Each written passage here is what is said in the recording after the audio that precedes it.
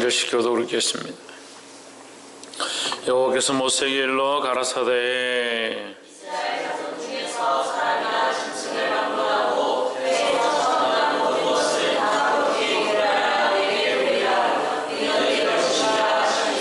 모세가 백성에게 이르되 너희는 애굽에서 곧 종되었던 집에서 나온 그 날을 기념하여 유교병을 먹지 말라.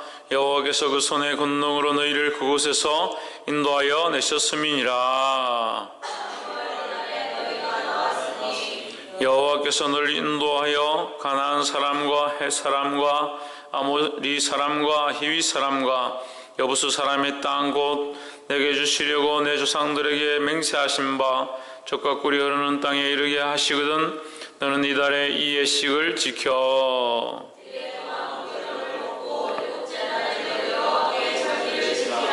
7일 동안에는 무교병을 먹고 유교병을 너희 곳에 있게 하지 말며 내 지경 안에서 누룩을 내게 보이지도 말게 하며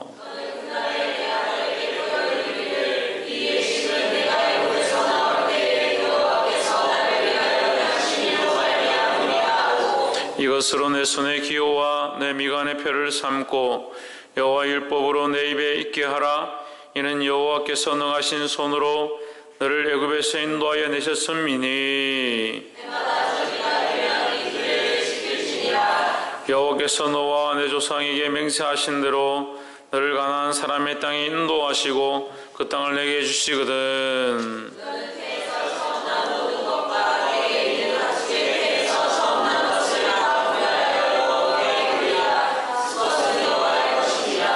나귀의 첫 새끼는 다 어린 양으로 대속할 것이요 그렇게 아니하려면 그 목을 꺾을 것이며 너의 아들 중 모든 장자된 자는 다 대속할지니라.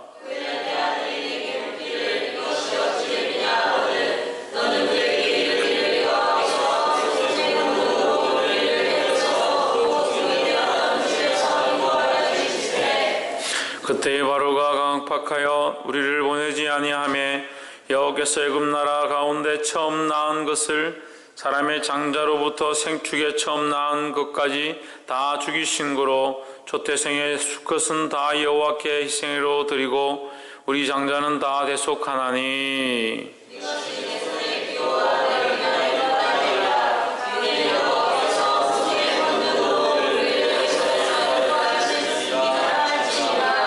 바로가 백성을 보낸 후에 블레셋 사람의 땅의 길은 가까울지라도 하나님이 그들을 그 길로 인도하지 아니하셨으니 이는 하나님이 말씀하시기를 이 백성이 전쟁을 보면 뉘우쳐 애굽으로 돌아갈까 하셨음이라.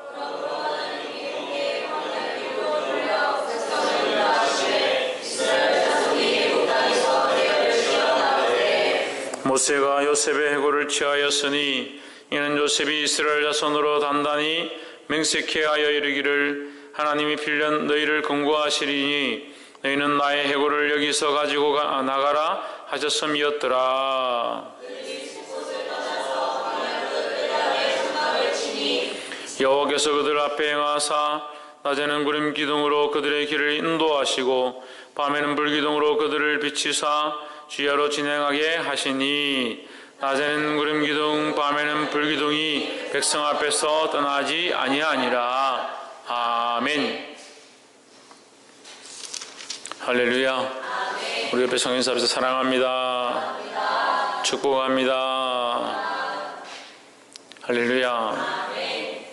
오늘 출애굽기 13장 이 말씀을 함께 나눌 때 주님의 크신 은혜가 저와 일어나 있기를 주 이름으로 축원합니다. 하나님께서 이제 12장에서 그 애굽을 치던 재앙을 10번째로 마치시고 마지막 10번째 장자를 다 죽이시고 그 역사로 말미암아 바로가 이스라엘 백성들을 내보내는데 그냥 나가는 것이 아니라 제발 가달라 부탁하고 나서 나오게 되고 나오는데 그냥 나올 뿐만 아니라 그들에게서 필요한 것들을 받아서 나오게 되는 장면이 나옵니다. 그래서 13절에 와서 이제 그들이 나올 때 하나님께서 그들에게 지킬 것들을 가르치시는데 6절에 7일 동안 무교병을 먹고 제7일에는 여호와께 절기를 지키라 했습니다. 뭘 먹어야 하느냐? 무교병을 먹어야 된다. 우리가 앞에서도 얘기했습니다. 무교병은 고난의 모습이다. 세상의 향락과 절기고 맛있고 단 것들이 아니라 쓰고 딱딱하고 먹기 힘든 것이지만 이것을 급하게 먹는 것은 이 세상의 그러한 것들을 사랑하지 않고 이 세상에 우리가 고난을 당한다 할지라도 이 세상이 힘들다 할지라도 우리는 하나님 나라를 바라보며 사는 자이다 라는 표시라는 거죠. 그래서 이 이스라엘 백성들도 마찬가지로 어디를 향해서 가나안 땅을 향해서 가는 백성들로서 살아가는 모습이다 라는 겁니다. 7절에 7일 동안은 무교병을 먹고 유교병을 너희 곳에 있게 하지 말며 내 지경 안에서 누룩을 내게 보이지도 말게 하며 너는 그날에 내 아들에게 배워 이르기를 이 예식은 내가 애굽에서 나올 때 여호와께서 나를 위하여 행하신 일을 이남이라 하고 이것으로 내 손의 기호와 내 미간의 표를 삼고 여호와의 율법으로 내 입에 있게 하라. 이는 여호와께서 능하신 손으로 너를 애굽에서 인도하여 내셨음이니 했습니다. 자, 출애굽은 그 애굽, 그 이집트를 나오는 것은 단회적입니까? 여러 번 반복됩니까? 출애굽을 하는 것은 단회적인 것입니까? 반복적인 것입니까? 예? 애굽을 나오는 이스라엘 백성의 모습이 단회적인 거예요. 여러 번 나오는 거예요. 한 번 나오는 거예요. 여러 번 나오는 거예요. 이해가 안 돼요? 애굽에서 이스라엘 백성이 나오잖아요. 출애굽 하잖아요. 이스라엘 백성이 출애굽 하는 것이 단회적인 거예요? 아니면 중복적으로 여러 번 되어지는 거예요? 이렇게 자신이 없어요. 이스라엘 백성이 그 애굽에서 나오는 것은 단회적인 한 번밖에 되지 않는 겁니다. 그럼 하나님 앞에 무교병을 먹고 여호와의 절기를 지키는 것은 단회적인 겁니까? 여러 번 반복되는 겁니까? 예, 복합적으로 계속 반복되어지는 거죠. 하나님 앞에 절기를 지키는 것은 계속 반복되는 거고 그 출애굽에서 나오는 것은 단회적인 한 번밖에 되지 않는다는 거죠. 마찬가지로 우리가 구원을 얻고 하나님의 은혜를 입어서 하나님의 자녀가 되는 것은 단회적인 것이라는 거죠. 하지만 그 사실을 잊어버리지 않고 하나님의 백성으로 살아가는 것, 하나님과 교제하며 하나님 앞에 구원받았음을 날마다 상기시키고 기억하는 것은 날마다 되어야 된다는 거예요. 할렐루야. 근데 많은 사람들이 이것을 잊어버리는 거예요.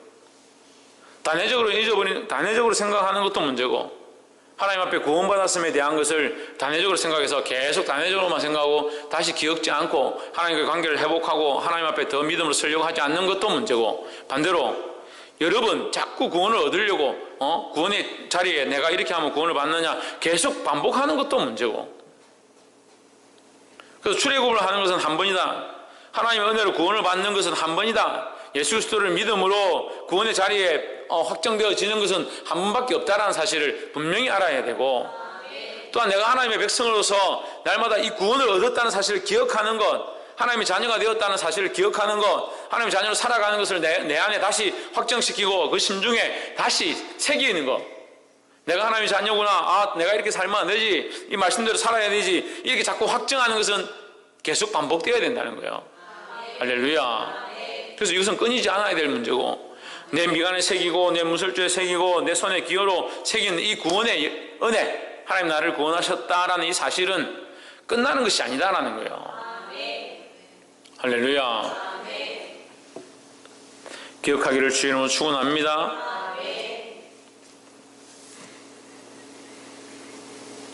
주님 앞에 일한다는 사역자들이 맨날 일한다면서 까먹어버리고 뭐 행사한다면 잊어버리고 자기가 맡은 일도 충성되게 안 하면서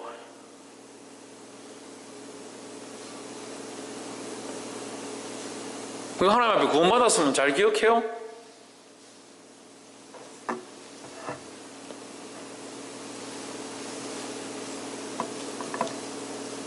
저는 그렇게 배우지 않았고 그렇게 살지 않았어요. 생명에 대한 문제라면서 그럼 도대체 생명에 대한 문제를 뭘 어떻게 감당하시겠다는 거예요? 생명에 대한 문제를 어떻게 감당하는 거예요? 내가 직장을 다니고 가해를 하고 돈을 벌고 또 집안에 일이 있고 내 나름대로 사정이 있으니까 내 아이들 못 챙기겠다. 그렇게 하면 누가 여기 챙길 수 있는 사람이 누가 있어요? 그게 당연하다 생각하는 게 이상한 거예요. 어느 순간부터 지금 나는 뭐 때문에 안 되고, 나는 직장 때문에 안 되고, 나는 자식 때문에 안 되고, 나는 돈 때문에 안 되고, 나는 뭐 다른 것 때문에 안 되고.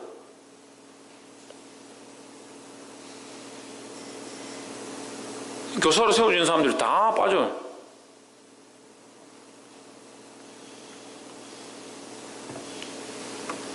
물론 빠질 수 있죠. 일이 있어서 뭐 안 되는 경우도 있죠. 그럼 생각은 어떻게 하냐고, 생각은.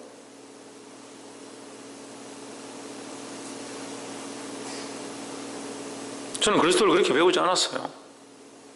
여러분에게 그렇게 보이지도 않았고, 저도 그렇게 산 적이 없어요. 마음과 생각이 이미 나는 그렇게 할 수 없다라는 생각으로 가득 차 있어서, 심지어 우리 안에 어떤 생각들이 있느냐, 내가 좋아하는 사람이 안 오면, 교사인데도 내가 누구 좋아하는데 걔가 안 오면, 그 선생님이 안 오면 나 이거 안 갈래, 그런 걸 확정해 놓고 있는 사람들도 있어요. 그게 무슨 교사의 자격이 있어요? 주일날 그만큼 말씀드려요. 우리의 싸움은 영적인 싸움이라고. 그럼 여러분 영적인 싸움을 위해서 뭘 합니까? 영적인 싸움을 위해서 뭘 하고 있습니까? 물어봅시다. 사랑하는 기도팀 여러분, 영적인 싸움을 위해서 뭘 하고 있습니까? 오늘 우리가 영적인 싸움을 싸우러 갔습니다. 뭘 하고 있습니까? 주일날 정월 대보름을 맞아가지고 영적인 싸움이 우리 교회 가운데 공격들이 있었습니다. 여러분 그거 보십니까? 그걸 느끼고 싸우고 있습니까? 뭘 합니까?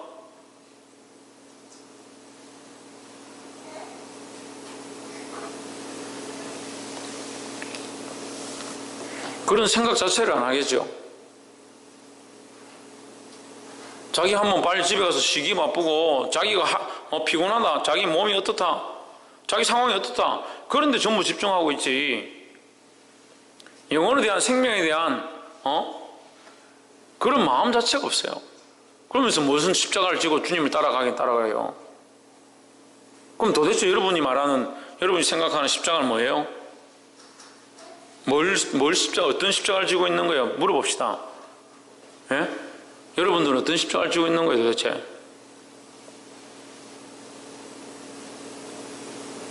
뭘 희생하고 있고, 뭘 드리고 있고, 뭘 헌신하고 있는 거예요? 신희경, 네. 얘기 한번 해보세요. 주를 위해서 뭘 희생하고 있고, 뭘 헌신하고 있고, 뭘 섬기고 있고, 뭘 봉사하고 있는데, 뭘 손해를 보고 있는데, 예? 뭐라고요? 지금 내가 우리 안에 있는 상황들에 대해서 얘기하고 있잖아. 그 대외적인 상황들을 하는 거 말하는 게 아니고 우리 안에 있는 상황들에 대해서 얘기하고 있잖아요. 주일날 지금 영적 공격들이 있었어요. 교회에 힘든 부분이 있었습니다. 예배가 이게 막혀지는 것들이 느껴졌습니다. 나와야 될 사람들이 자리를 못 나오는 것들을 우리가 느꼈고 봤습니다. 그럼 뭘 하고 있습니까? 오늘 아동부 우리가 아이들 데리고 갔습니다. 교사들이 태반 안 왔습니다. 제 마음은 교사들 안 와도 저하고 사모님하고 둘이만 가도 돼요. 사모님 없어도 저 혼자 아이들 데리고 갈 수 있어요. 여러분 뭘 하고 있냐고요? 오고 안 오고를 떠나서 뭘 하고 있냐고요? 내가 가지 않으면 안 된다라고 각오는 합니까? 그걸 위해서 싸웁니까? 내가 못 가게 되었으면 내가 그것을 위해서 어떻게 기도합니까? 영적인 싸움은 뭘 하고 있습니까? 내가 그 한 영혼을 위해서 어떻게 섬기겠다는 마음을 가지고 있습니까?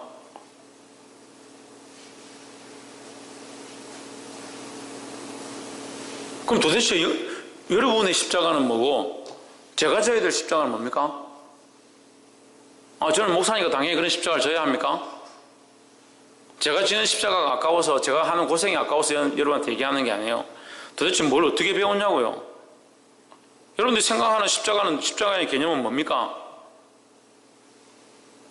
내가 말씀을 똑바로 얘기해도 못 알아들으니까 좀 더 구체적으로 얘기할게요.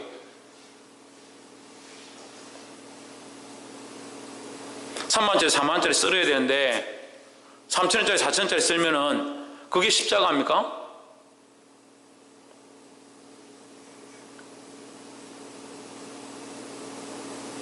삶에 적용되지 않는 설교를 하면 뭐예요? 제가 여기 서서 삶에 적용 안 되는 설교를 하면 뭐예요? 그리고 하나님 뭐라고 합니까? 너희 제사를 버려라. 내 앞에서 그 제사를 거쳐라. 그런 얘기를 하시죠.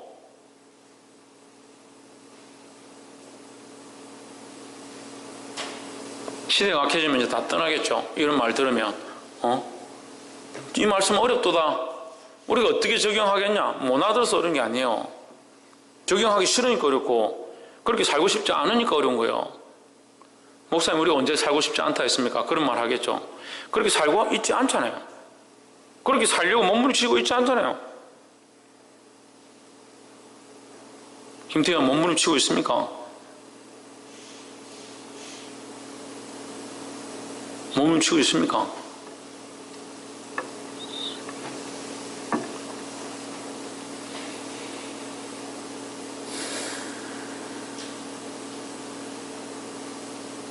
우리는 이 말씀을 가지고 출애굽기 13장을 하는데 이스라엘 백성의 그 피 묻은 그 흔적들을 그들의 삶으로 살아온 그 피 묻은 흔적, 하나님께서 그들에게 희생을 요구하셨던 그 실제를 우리가 이 글로 읽었는데, 우리는 우리 삶에 이 말씀을 적용해서 그렇게 피 묻은 흔적들을 남기고 싶지 않아요. 그럼 이 말씀을 왜 읽어요? 이 말씀을 적용해서 내가 내 삶으로 이렇게 쪼개드려야 되는데, 나 예수님을 믿습니다, 목사님. 그럼 믿죠. 여기 예수 안 믿는 사람이 어디 있습니까? 그럼 예수 믿으면 어떻게 살아야 되는데요? 어떻게 걸어가야 되는데요? 그럼 어떻게 걸어가기 위해서 달려갑니까?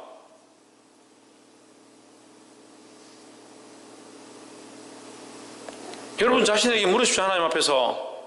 하나님 앞에 비춘다면서요. 하나님 앞에 자기를 돌아본다면서요. 대답을 안 해요. 왜? 여러분 하나님 앞에 돌아본다면서 자기를. 하나님 바라본다면서요. 하나님 바라보면 하나님 앞에서 어떻게 살아야 될지 하나님 말씀 안 해주세요? 그럼 그 말씀을 들으려고 지금 오신 거 아니에요? 그럼 이 말씀 들었잖아요.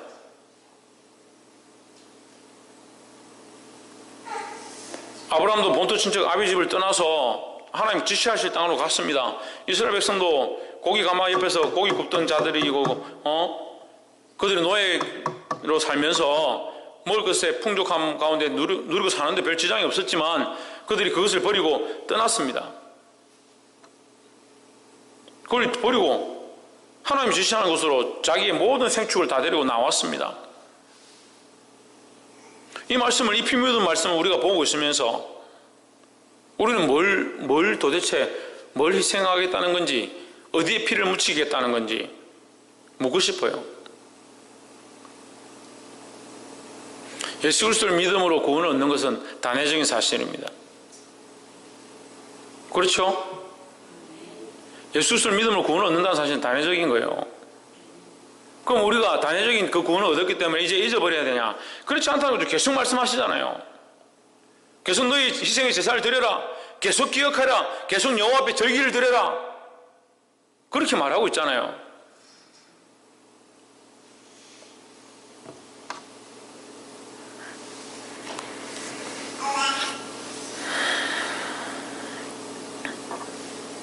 (14절에) 장래에 내 아들이 내게 묻기를 이것이 어찌미냐 하거든 너는 그에게 이르기를 여호와께서 그 손에 건농을 우리를 애굽에서 곧 종이 되었던 집에서 인도하여 내실세.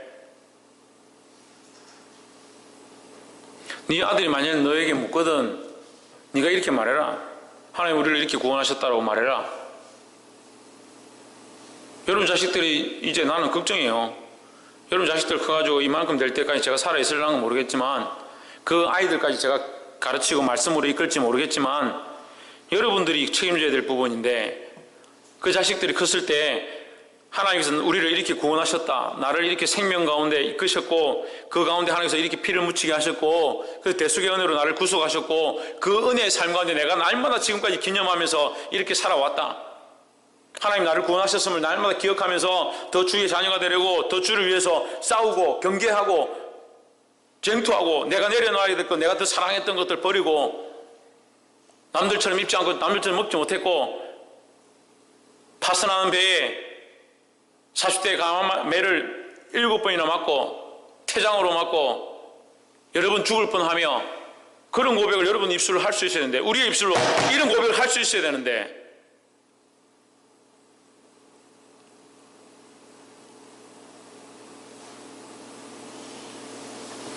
그럴 마음이 없잖아요.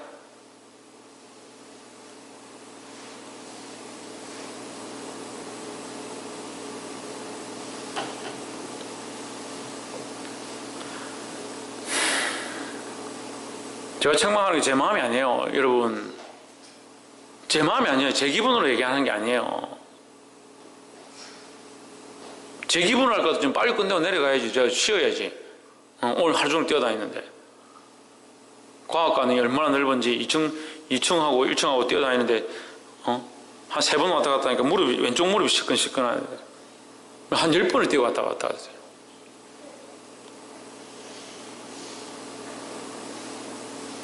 답답합니다. 답답해요. 도대체 여러분은 십자가의 초점을 왜 자꾸 엉뚱한 데 맞추냐고.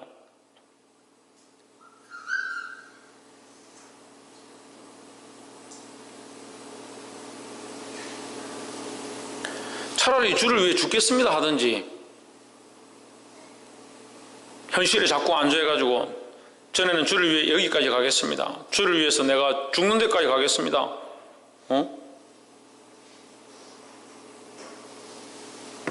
점점 현실에 안주해서 타협하고 타협해가지고.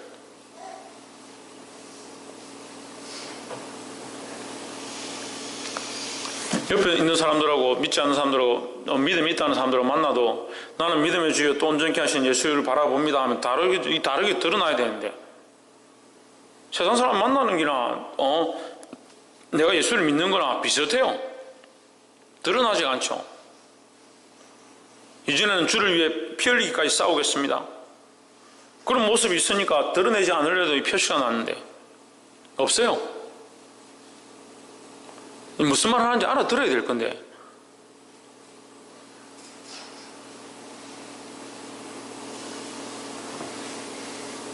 듣게 되기를 주의 이름으로 축원합니다. 여러분 자식이 컸을 때, 아까 이 말씀을 다시 얘기하는 거예요. 여러분 자식이 컸을 때 아버지 그렇게 하는 게 뭡니까? 도대체 왜 그렇게 희생합니까? 왜 그렇게 섬깁니까? 왜 그렇게까지 신앙생활을 해야 됩니까? 그렇게 묻는다면 여러분 뭐라고 말할 거냐고. 자식들이 그렇게 하고 그렇게 했을 때 뭐라고 할 거냐고. 이것이 하나님이 나를 구원하셨다는 증거다. 주님이 나를 구원하셨기 때문에 내가 이렇게 살 수밖에 없다. 주님이 나를 이렇게 구원하셨다는 사실을 내가 믿는 이상엔 내 삶을 이렇게 마음대로 살 수가 없다. 그렇게 말해야 되는데 그렇게 물을 자식이 없죠. 지금 자식이 여러분 앞에 있다면 아버지 어떻게 이렇게 살 수 있습니까? 그렇게 물을 자가 있겠습니까? 자식이 있고 그에 대한 물음을 하는 게 아니에요. 여러분한테 그런 믿음의 모양들을 물을 사람이 있겠냐고요.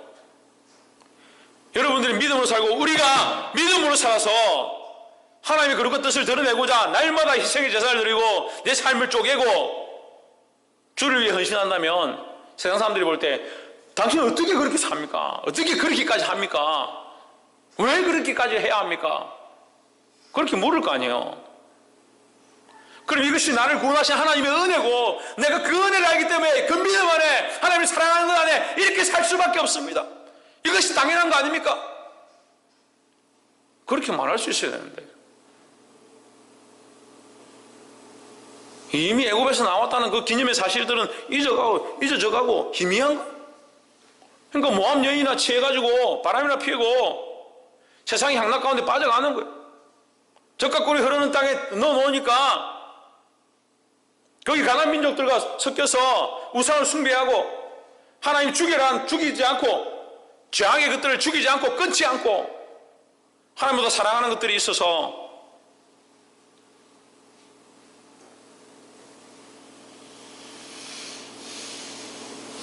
그래서 그게 하나님인 줄 알고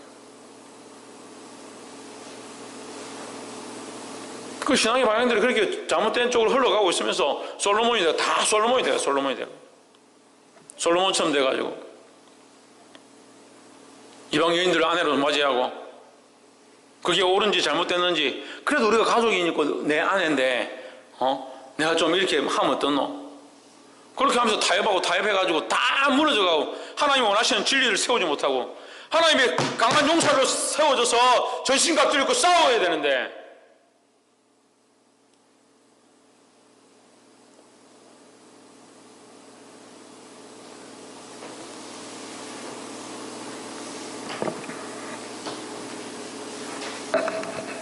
뭘 하고 있냐고요.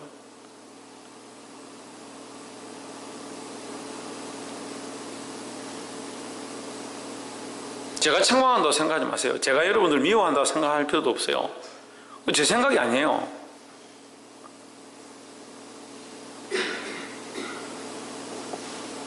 저를 위해서 뭘 드립니까? 예? 지금 뭘 드리고 있어요? 뭘 헌신하고 있습니까? 뭘 헌신하려고 하고 있습니까? 이게 하나님의 은혜로 주어진 줄 모르니까 알량하게 취직하면 그거 11조 좀 떼가 내가 하나님께 드릴 건데 취직이나 좀 시켜주시지.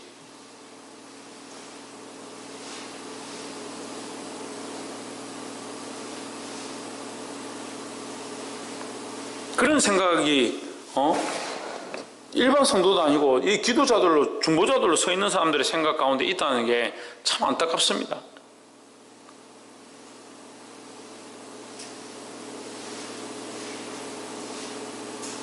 누가 우리 희생이 없어서 우리의 희생과 우리의 제사가 없어서 하나님께서 배고프시고 하나님께서 받기 힘들어 하실 거라고 생각합니까? 천만의 말씀이에요. 여러분이 헌금 안 하면 교회가 운영 안 될 것 같아요?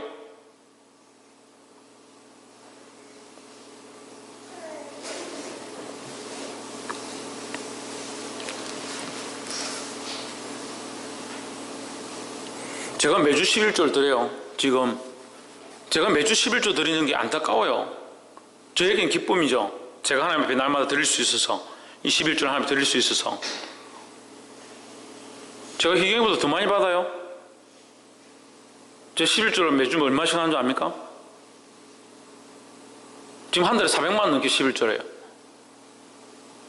아니 11조가 400만 원인 건 아니고 400만 원에 대한 11조를 해요. 더 돼요, 더 돼.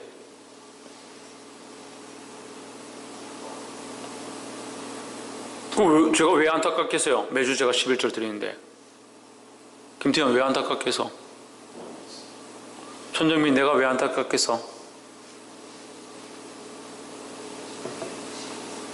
신성경 내가 왜 안타깝겠어?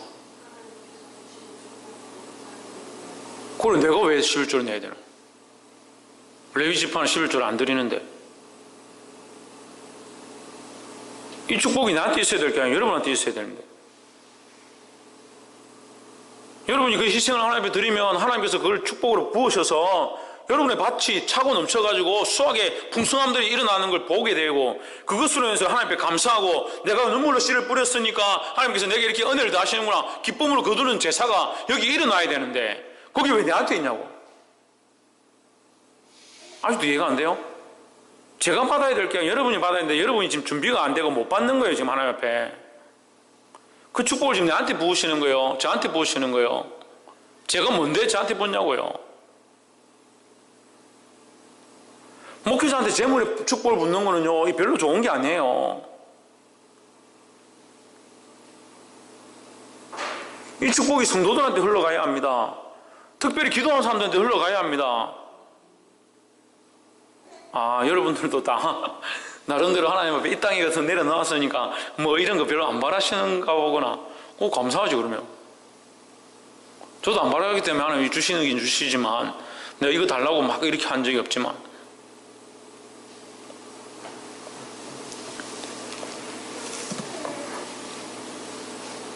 매주 지금 한 주도 안 빼고 매주 10몇만 원씩 11조를 하고 있어요.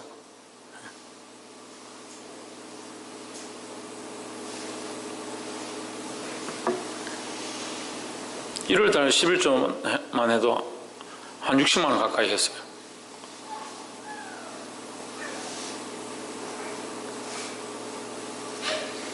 보게 되기를 주 이름으로 축원합니다.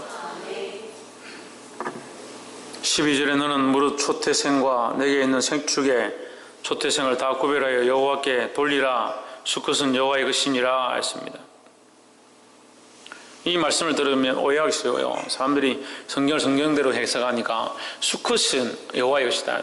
그럼 뭐 암컷은 여호와의 것이 아닙니까? 수컷은 여호와의 것이고 암컷은 여호와의 것이 아닙니까? 대답 안 하기로 했어요. 여러분 속이 상하고 마음이 상함을 입고 책망을 들으면 들을수록 더 아멘하십시오. 그걸 자기의 모습을 하나님 앞에 내려놓는데 하나님 앞에서 하는데 무슨 입을 다물고 그래요? 수컷이 하나님의 것이면 암컷은 하나님의 것이 아니에요? 암컷이 더 하나님의 것이죠. 수컷이 하나님의 것이기 때문에 이 수컷이라는 것은 생명의 근원을 얘기하는 거예요. 그 씨가 그 속에 있어서 그 수컷으로 말미암아 자녀가 난다는 거죠. 그 씨의 기초라 이 말이에요. 그 집안에 씨의 기초가 수컷이다. 이 수컷으로 말미암아 자식을 번성해 나간다 이 말이죠. 그러니까 첫 난 수컷은 이 집안에 우리로 말하면 뭐예요? 살림이다. 살림 미천이라는 거죠. 그러니까 살림 미천이란 말은 뭐예요? 이 살림의 모든 것이 하나님의 것임을 인정하는 그 첫째를 하나님께 드리는 거죠. 그 11조도 그런 의미예요. 이 다 하나님의 것인데 그것이 하나님께로부터 왔음을, 그 근원이 하나님임을 인정하는 표로 그것을 드리는 거지. 이 드리는 이게 하나님 거고 요거는 내 거고 이게 아니라고. 이 철저하게 이 생각들 바꿔야 돼요. 이게 하나님 것인데 이게 하나님 것이니까 이게 하나님의 것임이 하나님의 것임을 내가 인정하는 표로 이거 하나님 드리는 거예요. 그러니까 이 근원이 어디 있냐? 하나님께 있다는 거죠. 그 수도의 깊은 우물이 어디 있느냐? 하나님께로부터 시작되었다라는 거죠. 너희 태 첫 번째 난 것을 하나님께 드려라. 너희 가진 것 중에 제일 첫 번째 난 것, 이 생명의 근원, 이 생활의 삶의 기초, 너희 살림의 미천, 그것이 하나님 앞에 드려짐으로 이 모든 축복이 하나님께로부터 왔음을 표현하는 것이다 라는 거죠. 그럼 이 13장 12절에서 갑자기 초태생을 드려라, 이게 무슨 말입니까? 너희의 구원이 어디서부터 시작되었느냐, 이 얘기예요. 너희가 출애굽하였다. 애굽에서 나옴으로 너희가 자유를 얻었고, 그 자유를 얻은 것이 하나님의 은혜고, 그 자유를 얻음으로 이제 진정한 생명으로 사는 것 아니냐. 이것이 뭐라? 하나님께로부터 온 것이다라는 거죠. 너희가 살긴 살았지만 그 억눌려 있고 그 억압되어져 있는 그 암흑의 세계 가운데 사는 것은 생명이 아니다라는 거죠. 그래서 예수 그리스도 오셔서 뭐합니까? 흑암의 권세에서 우리를 구원하셨다. 이제 흑암의 권세에서 구원되어져서 하나님 나라의 소망을 바라보는, 그 빛을 바라보는 자가 참 생명을 누리는 것이다라는 거죠. 근데 왜 삶의 모양은 그 앞에 나와서 하나님 앞에 드려진 대로 살아야 되는데 자꾸 옛날의 모습을 그대로 닮아가는, 답습하느냐는 거예요. 그래서 이것이 제가 첫 번째 말씀드린 거하고 반복되는 거예요. 구원의 역사는 단회적인 것이다. 하지만 그 구원의 역사를 다시 기억하고 날마다 하나님 앞에 새롭게 되는 것은 반복적인 것이다는 거죠. 그런데 왜 옛날의 모습으로, 구원 이전의 모습을 그대로 가지고 있느냐? 구원의 은혜를 얻었다 하면서 왜 옛날의 모습을 그대로 가지고 있느냐? 이게 반복적인 삶들, 거룩하게 하나님 앞에 제사를 드리고 날마다 절기를 지키고 하나님 앞에 더 구별하고 그렇게 하는 삶을 살지 않는다는 거예요. 그러니까 하나님 앞에 희생을 드릴 게 뭐 있습니까? 내 삶이 내 삶이고 내 게 내 거고 내 인생이 내 거고 나를 위해 살아가는데 바쁜데 하나님 앞에 돌려드릴 게 뭐 있냐고요. 하나님께 돌려드리는 삶을 살지 못하니까 자녀가 태어나도 아버지 왜 이렇게 합니까? 물을 때 아버지 왜 이렇게 합니까? 물을 자식이 없는 거예요.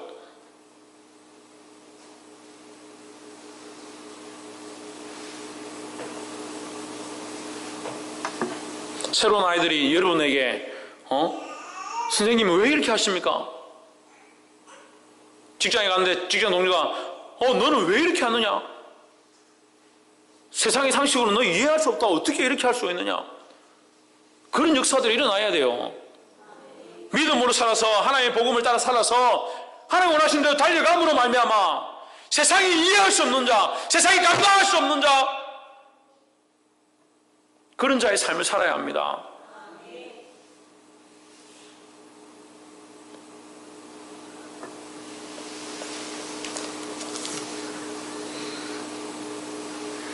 보게 되기를 주 이름으로 축원합니다. 18절에 그러므로 하나님이 홍해의 광야 길로 돌려 백성을 인도하심에 이스라엘 자손이 애굽 땅에서 항우를 지어 나올 때에 모세가 요셉의 해골을 취하였으니 모세가 누구의? 요셉의 해골, 요셉의 유골을 취하였으니 이는 요셉이 이스라엘 가온 자손으로 단단히 맹세케 하여 이르기를 하나님이 필요한 너희를 건고하시리니 너희는 나의 해골을 여기서 가지고 나가라 하였음이었더라. 우리에게는 죽은 소망이 아니라 어떤 소망이 있다? 산 소망이 있다는 거예요. 이게 중요합니다. 우리에게는 죽은 소망이 아니라 산 소망이라는 거예요. 여기 요셉의 해골이 있습니다. 요셉의 해골은 뭡니까? 이 바로의 통치 아래서 죽었다는 거죠. 바로의 통치 아래 거기서 죽어진 자. 우리도 이걸 가지고 있어야 돼요. 우리도 세상에 살다가 하나님 모르고 살 때에 죽었던 자, 내가 주를 위해 살지 못했을 때 나의 죽었던 모습을 가지고 있어야 돼요. 이게 무슨 말입니까? 내가 주를 알지 못했을 때 내 마음대로 살았던 이 죽었던 흔적이 있어야 되는데 이것을 죽여버렸고 이것을 버린 흔적이 있어야 되는데 이걸 여전히 그대로 살고 있으니까 죽은 게 아니잖아요. 세상의 모양, 세상의 습관을 쫓아가던 이게 죽어버려서 지금 내가 드러낼 때에 저 이전에 내가 행하던 모든 것이 죽었다는 것을 보여줄 수 있어야 되는데 이전에 행하던 그게 그대로 살아요. 여전히 살아있어요. 죽은 걸 어디서 보여줘요?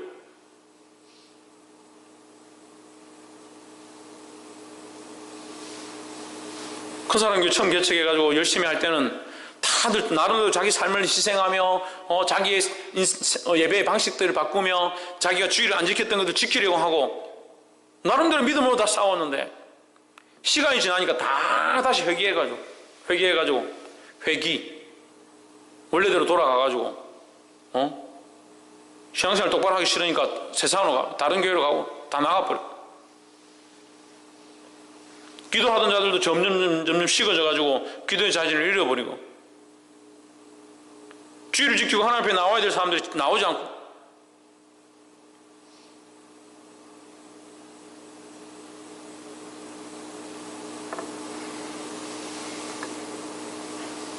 이 성전 가운데 이 교회 가운데 영적 바람이 빠져가고 있는데도 느끼지 못하고 있습니다.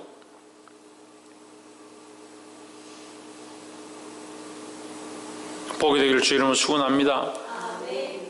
그 죽은 해골 바가지를 들고 이미 죽었다. 세상의 그 습관들 내가 이미 죽었다. 이미 다 버렸다. 내 옛사람 이미 죽었다. 죽어있는 나를 보여줄 수 있어야 되는데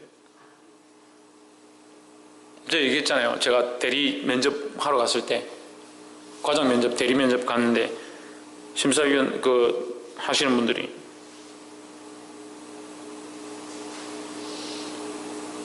자네 옛날에 누구하고 지금 다툰 적이 있었지? 여기 있습니다. 왜 이렇게 했느냐? 지나갔습니다. 지금 나의 삶의 모습을 보십시오. 저는 면접관한테 그렇게 얘기했어요. 담대히 얘기했어요. 내 부서장한테도 그렇게 얘기했거든요. 제가 잊은 것 같습니까? 안 믿는 사람한테도 제가 대놓고 그렇게 얘기했다고요. 저희 모습이 잊은 것 같습니까? 그들이 고개를 끄덕거리고 그렇지 바뀌었지 라고 인정할 사람이 되었다는 거예요. 저는 하나님 앞에서 이것이 사실이고 떳떳합니다. 지금도 저는 더 자라가고 있고 변화되어 가고 있습니다. 사랑하는 성도 여러분, 그건 제가 할 몫이고 여러분들도 하셔야 돼요. 우리 모두가 이 일을 해야 합니다. 하나님 앞에서 자라가고 변화되어져 가고 옛 것을 끊고 옛 습관을 죽이는 저와 여러분 되기를 주의 이름으로 축원합니다.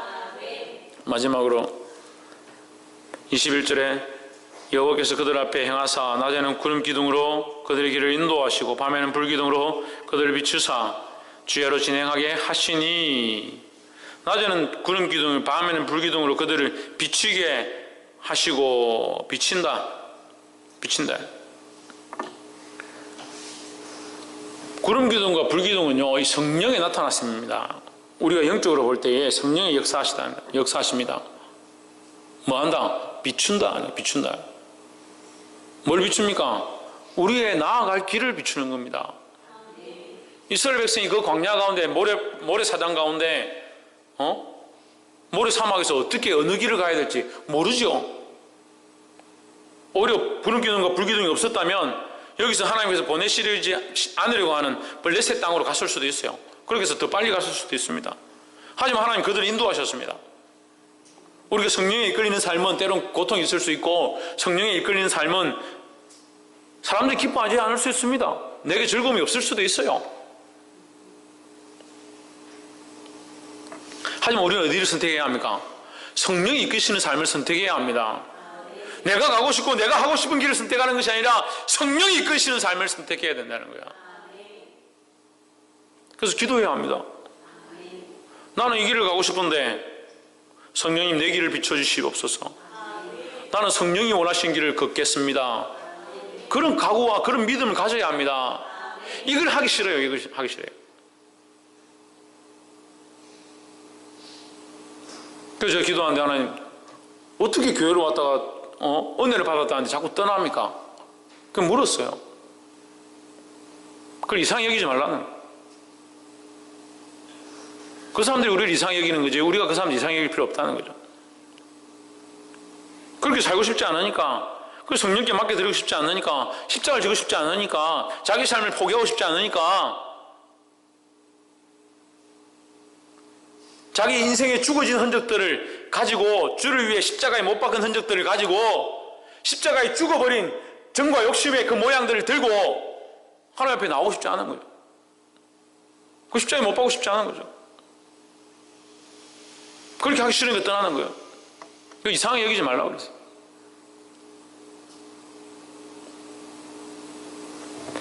(22절) 낮에는 구름기둥 밤에는 불기둥이 백성 앞에서 떠나지 아니하니라 했습니다. 하나님이 비추시는 그 불기둥과 구름기둥, 성령께서 오늘날 우리에게 비추시는 그 비추임, 그것을 따라가면 어떻게 한다? 떠나지 않는다. 사랑하는 성도 여러분, 이 말씀이 정말 중요해요. 성령의 은혜가 식어지고 있습니까? 성령의 기름 부으시며 흘러가지 못하고 있습니까? 찬양 가운데 성령께서 역사하시는 은혜가 우리 안에 식어지고 있습니까? 예배 가운데 기쁨이 사라지고 있습니까? 보십시오. 내가 성령을 따라가고 있는가? 성령의 비추심 앞에 순종하고 있는가? 그것을 사모하고 그 앞에 내려놓고자 그것만 바라보고자 하고 나아가고 있는가? 성령이 비추시지만, 성령이 말씀하시지만, 성령이 인도하시지만 여전히 내가 원하는 삶대로, 내가 살아왔던 그 삶의 모양대로 살아있는 모양 그것을 들고, 그것이 믿음인 양. 이걸 죽이지 않으면 하나님의 뜻 앞에 나아갈 수 없고 비침을 당할 수 없어요. 이 애굽을 끊어야 하고, 이 애굽에서 나와야 하고, 그 옛날에 살았던 그 습관들을 버려야만 성령의 이끌리심 앞에 나아갈 수 있는. 오늘 하나님 우리 안에 말씀하십니다. 성령의 이끌림을 받으라고요. 성령이 우리에게 비춰주지 않은 게 아닙니다. 우리에게 비춰주셨습니다. 각자에게 성령의 비침들이 있었습니다. 그러면 그 비침대로 따라가야 합니다. 그래야 떠나지 않는다. 떠나지 않는다. 성령을 잃어버린다. 성령을. 성령의 충만함을 잊어버리고 성령의 이끌리심을 잊어버리고,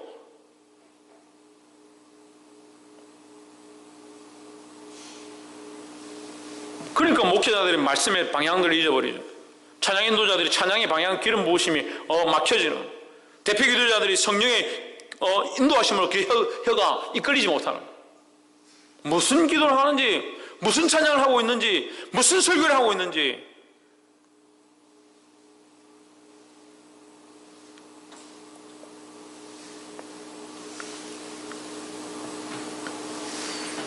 사랑하는 성도 여러분, 저와 여러분이 이 성령의 이끌림 받고 성령이 떠나지 않는 그 축복 가운데 살게 되기를 주의 이름으로 축원합니다.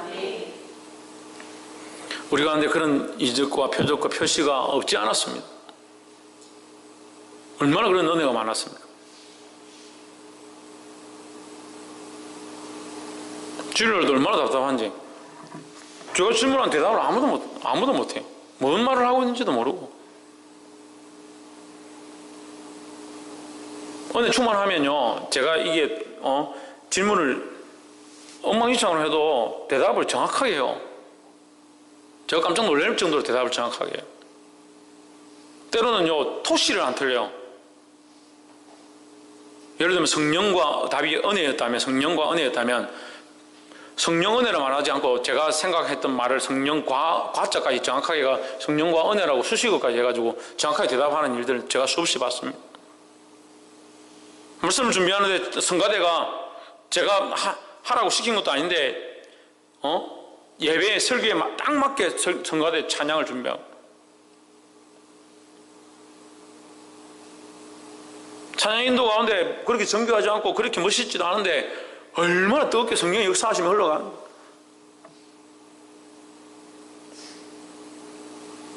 하나님 그것이 우리에게 비추심이라는 거예요. 그게 우리가 잘 따라가서 주시는 게 아니라 하나님 우리에게 그걸 비추심이라는 거예요. 하나님의 은혜라는 거예요. 은혜로 우리에게 비춰주시고 보여주시고 조명하시고 말씀하고 있다는 거예요. 그런데 왜 그걸 안 따라갑니까? 그걸 따라가면 성령이 떠나지 아니하시고 우리를 그렇게 끌고 가시고 우리를 더 인도하실 건데 왜 그 마음들을 잊어버려요? 잊어버려요. 자꾸 내려놔요. 이걸 내려놔야 되는데 세상의 욕심, 세상이 사랑하던 거, 세상의 습관들, 옛 습관들 이거 내려놔야 돼요. 이거 죽여야 되는데, 이거 십자가에 못 박아야 되는데,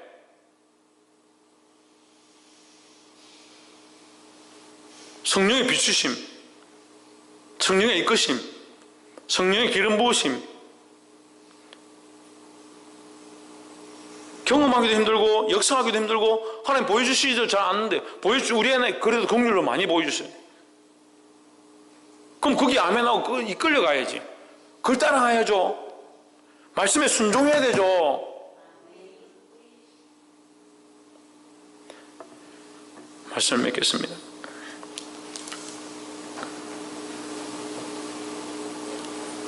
오늘 이스라엘 백성들이 이 하나님 명령을 따라서 절기를 지키게 된 것, 그들이 나오게 된 것, 나옴으로 말미암아 하나님께서 그들을 그런 기둥과 불기둥으로 인도하셨던 사실을 우리가 보았습니다. 사랑하는 성도 여러분, 우리가 구원받은 것은 단회적인 것입니다. 한 번밖에 없습니다. 하지만 구원의 은혜를 날마다 상기하고 하나님의 자녀로 살아가는 것은 날마다 해야 될 문제라는 거죠. 그렇게 하려면 뭐가 있어야 되냐? 우리가 주를 위해 희생한 것, 주를 위하여 죽여버린 것, 옛 습관과 옛 모습들이 우리 안에 남아있어야 된다는 거죠. 옛 습관과 옛 모습을 가지고 그걸 간직하고 그렇게 살아가는 게 아니라 그 흔적이 있어야 된다. 주를 위하여 희생한 흔적들이 있어야 된다는 거죠. 옛날처럼 세상을 사랑했던 그 모습을 가지고 그렇게 살아가는 게 아니라 이것을 희생한, 이것을 죽인 모습이 우리 안에 있어야 된다는 거예요. 더더욱 이제 성령께서 우리에게 비춰주고 있습니다. 이스라엘 백성이 그 출애굽했을 때 그들에게 비춰주고 있습니다. 우리를 하나님 비춰주시고 우리를 인도하기 원하십니다. 우리 사랑하는 큰 사랑 교회 가운데 하나님께서 희망을 주시고 그 빛들로 우리에게 비춰주신 것들을 우리가 수없이 경험했습니다. 외면하지 마십시오. 그 빛을 보고 따라가야 합니다. 그 빛을 보고 순종하고 나아가면 그 빛이 우리를 떠나지 않을 것입니다. 다시 회복하고 다시 시작하고 다시 순종하고 이 한 해를 달려가는 저와 여러분 되어지기를 주의 이름으로 축원합니다. 기도하겠습니다. 이 시간 말씀을 기억하면서 하나님 앞에 통성을 기도하겠습니다. 기도할 때 하나님 우리를 인도하셔서 세상의 길로 가지 않게 하시고 믿음으로 달려가며 주의 영광을 바라보며